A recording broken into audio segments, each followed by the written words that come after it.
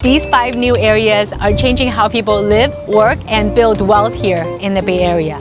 By the end of this video, you'll know which one of these areas fits your lifestyle the best and why waiting could mean you could miss an opportunity. As San Francisco gets all of the attention with its recent comeback, these 5 suburbs are heating up fast, and they're located just south of San Francisco. Some of these areas have seen prices jump by 26%. Others have been selling for over 5.6% over their asking price. Big changes in transit and new building projects are making these places more popular than ever. And one of these suburban areas have also even stayed strong during the market slowdown. And another is seeing multiple offers in fewer than 2 weeks on the market. If we haven't met, my name is Samantha Huang, founder of Next Gen Properties. 精通国语英语，我会讲中文. Think of me as your bridge between San Francisco and the gateway to Peninsula. Why do I say that? What makes me qualified? While I grew up in San Francisco, attended Lowell High School, I know the ins and outs of San Francisco pockets. I went to college in San Jose State. Before coming back to San Francisco, I lived in San Mateo for over 5 years. I loved walking to downtown, enjoying the cuisines and the restaurants right on B Street and San Mateo Avenue. And aside from having lived in San Mateo, I have followed my clients' trajectory. A lot of times they live in San Francisco when it's just them or the two of them. When their family dynamic or milestone changes in their life, they move from San Francisco to the Peninsula. And they found places to settle like South San Francisco, San Bruno, Daly City, Millbrae, and Burlingame. So those are the areas that I've toured hundreds of homes for my clients to make sure they're the right fit for them to start a family. Often when clients downsize, they then move from San Francisco to the Peninsula as well because there are more single-story options. So whatever the milestone leads you, I'm here to help. And that is also why you should think of me as your bridge from San Francisco to the Peninsula and Peninsula back to San Francisco.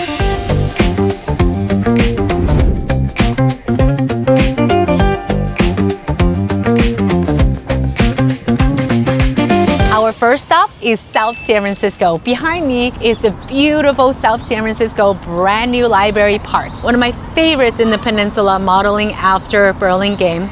Let me show you the library itself. Lots of family come here, enjoy quiet time, classes, summer camps for the kids, and they get to play. What people don't realize about South San Francisco is that behind the scenes, there's a really strong job market. And the job market here does not flinch even when the economy does. It's not hype, it's strategy. And right now, that strategy is making South San Francisco one of the hottest markets. Currently, homes in South San Francisco are getting about 5 to 8% over list price. You have to find my other video, watch it to break down the different neighborhoods in South San Francisco and see what's the right fit for you. But why are people bidding over the list price in South San Francisco? Why are demand higher than supply? Well, it's not a fluke. People like the stability of jobs in this area and a good sense of community.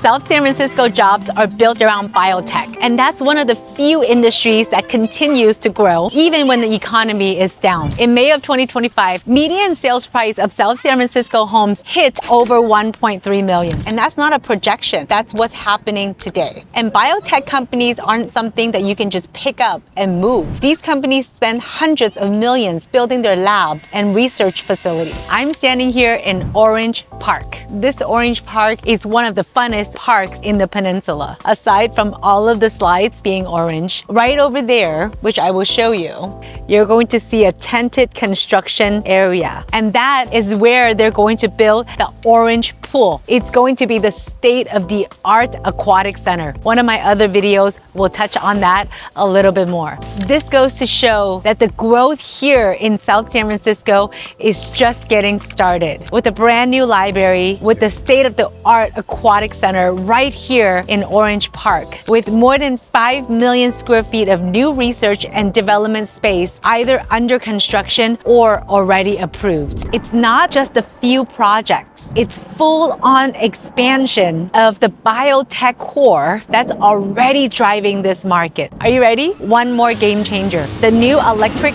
trains are faster and they run more often, making it easier to get between San Francisco to San Jose. perfect for biotech professionals working up and down the peninsula. What sets South San Francisco apart is the strong current numbers and solid future potential. You have many homes in this area already bidding over asking, and an industry that's deeply rooted in South San Francisco. And that is really the combination for what keeps real estate growing over time. And that protects your real estate investment. But before we dive into the next city's breakout moment, make sure you're subscribed to my channel. In this channel, I break down real estate shifts in real time. So if you would like a local radar on where the money, the shifts, and the momentum is going, this is the place to be. Please hit the subscribe button, and my contact information is just below. Then follow me. Let's head to our next destination.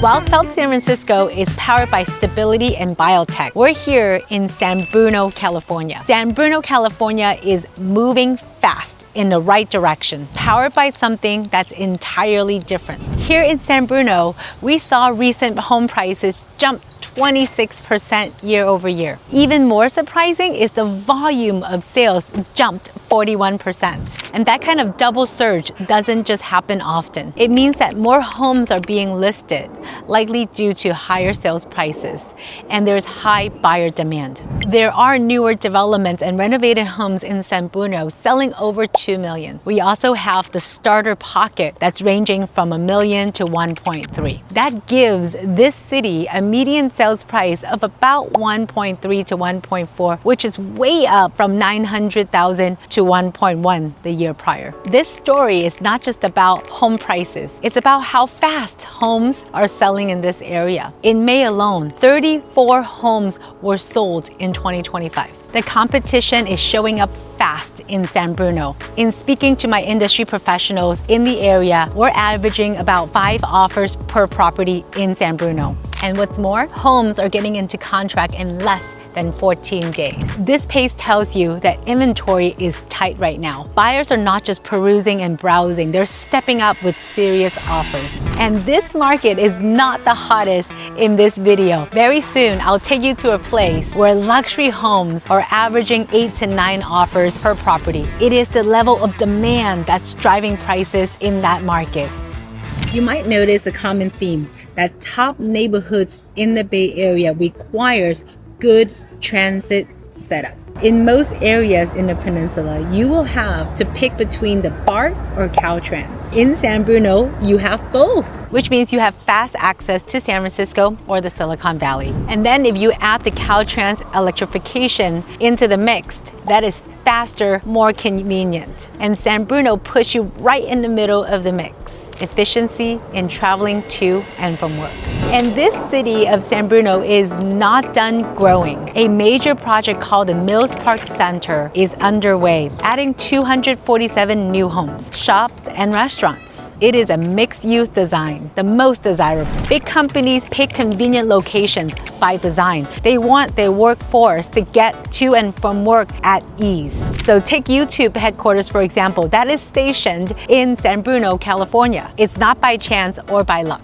YouTube wanted to station their headquarters in San Bruno, California because it is easy access for the talent they want to bring on. And the talent is in San Francisco or Silicon Valley. And when you have a big company like that betting on your city, that says a lot about your long-term investment and theirs. It is the confidence in the growth of San Bruno why the big company is stationed here. What's also changing about San Bruno, California is its park and rec. Recently, San Bruno just finished building their aquatic center, the indoor-outdoor pool. It is state-of-the-art, and that gives peninsula homeowners and families options to choose between going to different parks around the peninsula within just a short drive away. While some cities made bold moves to make sure they're in the center of attention or is getting there just a few miles away, one community is rewriting the rules with one policy change that is triggering one of the biggest development waves in the peninsula. Follow me,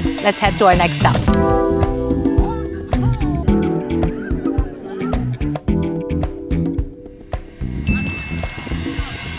So, if San Bruno brings the transit story, let's continue to move down the peninsula. This next city brings something else: scale, strategy, and central positioning. It's not just growing, it's in the middle of a full-on development boom. Over 4,000 units already in the pipeline. All started with one bold move. In May 2025, the median listing price hit $1.55 million, continuing a steady rise. But what really sets this market apart is not just price. A policy called the Measure T raised the limits on building height and density in key parts of San Mateo. That one change opened the door for a wave of growth, and developers are moving fast. What's exciting here is that boom isn't accidental. It was built on purpose. The city didn't just respond to demand, it was ahead of it. This kind of intentional growth is creating value across the peninsula. What do we love about San Mateo? Well, not only is San Mateo in the middle of the peninsula, which we call mid-peninsula, you're about halfway to San Francisco and halfway to Silicon Valley. Not to mention the great sunny weather. Right now, several major projects are already underway, including the development of Hillsdale Mall. I lived in San Mateo for about 5 to 8 years, and the change is astronomical. I watched the Hillsdale Mall get built out. The new section of the Hillsdale Mall has a play area. It is vibrant with new restaurants and amenities. The location of San Mateo itself, being mid-peninsula, is huge for professionals who does not want to be locked into one job corridor. That flexibility is huge for them to make it north or south equal distance. This policy changes behind the building boom. It is not temporary. It affects long-term vision to grow smart and sustainably. People have long loved San Mateo. Residents live in San Mateo have lived here for a couple generations. They love it and they stay. When you combine location, momentum, and intentional planning, you usually get one thing: rising home value and staying power. And that is really why residents in San Mateo stay here for a very long time. The school here is not as well known as Burlingame, but you have Aragon High School, where a lot of families will argue that that is the #1 high school in the area. San Mateo is not just about Hillsdale Mall, although a lot of people love Hillsdale Mall for what it offers. The San Mateo downtown is around B Street and 3rd Avenue. You also have Caltrain right there. Central Park also. Central Park is a large park where families can have picnics in the area, barbecues for July 4th, and also in the wintertime, often there's an ice skating rink right there on the outdoors. It is such a fun place to be. Downtown restaurants are a melting pot of cool, interesting restaurants. San Mateo downtown also closes off the main street where cars do not drive through and people walk through the streets. It is such a fun vibe. You have to experience it and give it a try. Compare the downtowns, compare the main shopping strips, and see which one is your favorite. Often by hanging out in these centers of the cities, you'll know which one is your vibe. There's Grand Avenue in South San Francisco, San Mateo Avenue in San Bruno, California, and you have Broadway for Millbrae, you have Burlingame Avenue for Burlingame, and you also have the B Street and 3rd Street for San Mateo. What's your favorite? Comment below. Okay. So we talked about San Mateo, the vibrant Hillsdale Mall, and the amazing melting pot of restaurants and amenities at its downtown and Central Park area. So then the next community that we're headed to is where prestige, speed, and scarcity collide. And the result is creating one of the most intense luxury markets. What city am I talking about? Burlingame, California. Burlingame stands out as one of Peninsula's luxury hotspots. Burlingame is truly where luxury living meets explosive demand. The median home sales price in Burlingame ranges at about 2.8 to 3.2 million, depending on where you are. And all of this really depends on view and walkability.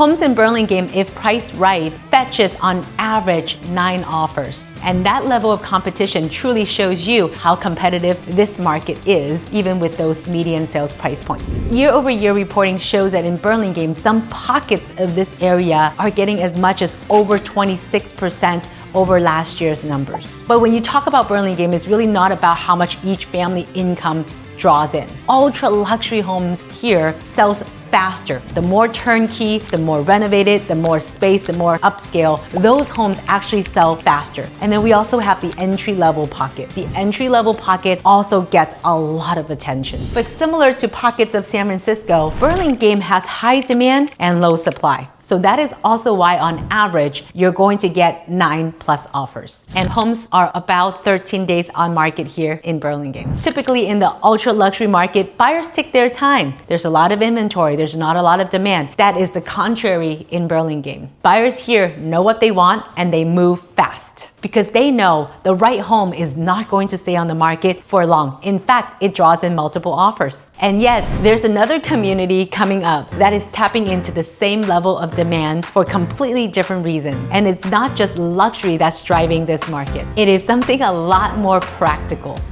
But then let's get back to Burlingame. The story in Burlingame is not about what's new. It's about what's already here. This isn't a community trying to become upscale. It already is. And it has been that way for decades. Burlingame has long been known for quiet streets, great walkability, high-end charm, and strong schools. Every school that you turn are above 7 out of 10 in greatschools.com. That is not a coincidence. The infrastructure and the amenities are already in place in Burlingame, and that's what makes the property values here even more valuable. In my other video that I talk about Burlingame, you'll see that the BCE, which is a volunteer parents program, highly fundraises and supports each school and teacher salaries. That is something that is not easily replicated in other districts. So people that live in Burlingame, send their kids to school in Burlingame, take pride in that. Burlingame is another city that's going to be benefiting from the Caltrain's electrification project. Trains are faster and more frequent, but here, that convenience comes wrapped in a luxury premium lifestyle. You have to appreciate Burlingame's tree-lined streets, historic homes, and that classic peninsula feel. When luxury homes are selling this fast, it means high-end buyers see the value. And even at this price point, buyers are willing to compete, move quickly, and that tells you everything you need to know about Burlingame and why there is staying power in this market. And luxury is not the only thing that drives urgency in the peninsula market. In fact, the next market proves that when you pair smart infrastructure with day-to-day livability, you unlock a different kind of power. The kind that speaks to families, frequent flyers, and buyers who need more than just a beautiful zip code. Let's head over to Millbrae. So here we are, Millbrae. Our final stop takes us to this community that balances luxury appeal with practical advantages. Millbrae offers something no other peninsula suburbs can match, and that is direct access to both BART and Caltrains. And Millbrae also allows for quick access to the San Francisco airport. In May of 2025, the median listing price in Millbrae reached $2.2 million, and that is up 6.5% compared to the previous month. When we look at the MLS data, it also shows that homes in this area get, on average, 8% over its list price. I would argue that some get a lot more if they're attractively priced. Pricing is key if you're selling your home, and if you're buying, it is really important to run numbers with your realtor to understand sellers' pricing strategy to create a win-win. That kind of consistent over-asking signals strong, sustained demand in this area. What makes Millbrae special is its proximity to San Francisco and its transit setup. That kind of location cannot be recreated. It is the only city in the peninsula where you get both BART and Caltrain's access. So for professionals who need to commute to downtown San Francisco or Silicon Valley, that is a huge advantage. The Caltrain's electrification project adds to that edge with faster and more frequent service. And then of course, don't forget, San Francisco Airport is just minutes away. Now that you know why transportation is the center of what makes Millbrae a strong market, that's not what all Millbrae is about. Millbrae is not just about movement. It's also about performance. And we're talking about school performance. So when we're comparing schools for families for which schools are important to them, Millbrae also ranks high in the list. Millbrae schools are typically ranked well above average. So while Burlingame have BCE, Millbrae has MEF, the Millbrae Education Foundation, where parent volunteers also get together to raise funds to hire more teachers. The Meadows Elementary ranked top 6% of all of elementary schools in California, with over 75% of students proficient in English and over 80% in math. And with Green Hills Elementary performs even better in math, over 90% of fourth graders reaching proficiency. And when you combine great schools with unbeatable transit options and airport access, you get a value proposition here in Millbrae that speaks directly to high-achieving families. These are households that can afford the premium homes and are ready to pay for the convenience and education for their child. And just like other cities we've covered, Millbrae is benefiting from infrastructure upgrades across the region. But here, those improvements stack on top of something that's already rare, a location that offers every major mode of transportation all in one place. Aside from connectivity, Millbrae on Broadway Avenue also have a diverse culture with different cuisines to restaurants to grocery stores. You have to see it and experience it. As you could see, Millbrae will have a Japanese cultural festival coming soon. So this video is only an introduction and a glimpse into the lives and the value proposition these 5 hot suburbs has to offer. From biotech hubs to luxury bidding wars to top performing schools and valuable transit setup. These 5 communities are showing just how dynamic the peninsula has become. But what ties them together is not just the pricing shift. It is a mentality shift of where people of professionals and families are choosing to live in today's market, how they choose to live, work, and invest. All of these 5 neighborhoods are growing fast, but each of them are different in their own special way. They offer options for families that want to be close to San Francisco but not in San Francisco, and they have amenities that mimic the melting pot of cultures. They also give you convenience. From Daly City to South San Francisco to San Bruno to Millbrae to Burlingame, that is my niche market. My team and I serve these pockets. They live in these pockets. We know and can pass on to you that information of what streets, what pockets, what schools can serve you best. After 12 years of being in this business, I know how to market a property for top dollar. And what I'm more passionate about is also working with buyers. I'm in the day in and day out of the business still. I tour properties with my buyers, I do consultations, I run numbers with them, and I go over disclosures with them. So if that's something you're looking for, you have to call me. My contact information is below. Shoot me a text, drop me a note, give me a call. The market moves fast. The best homes do not stay on the market for long.